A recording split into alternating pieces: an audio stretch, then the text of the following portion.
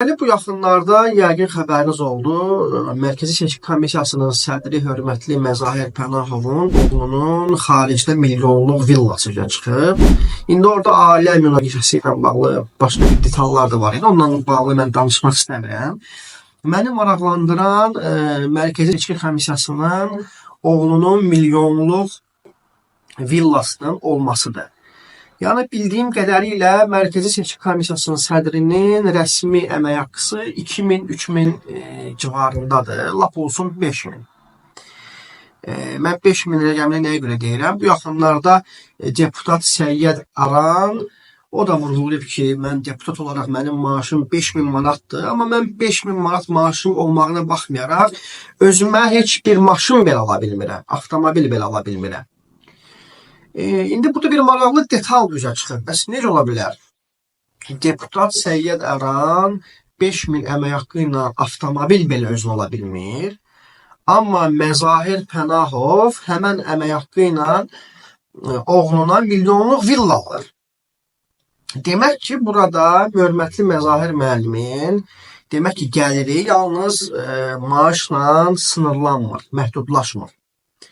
Bəs yaxşı, bu qədər məbləğ Məzahir müəllimdə hardandır? Sual ortaya çıxır və ümid edirəm ki, bu sualın da cavabını adiyyəti qurumlar araşdıracaq. Çünki məndə artıq böyük bir şübhələr var ki, hörmətli Məzahir müəllim son parlament seçkilərində bəzi deputatlarla işbirliyinə girib və həmən işbirliyi nəticəsində bəzi deputatlar rüşvət verib Məzahir müəllimə və Məzahir müəllim korrupsiyaya bulaşıb və bunun nəticəsində də müəyyən bəzi dairələrdə saxtakarlıqlar edərək həmən deputatları parlamentə buraxıb.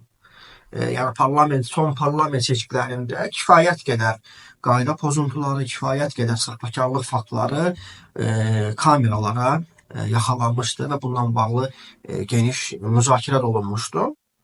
Yəni bütün bunlar böyük bir insanların ağlında, beynində şübhəyə yol açır.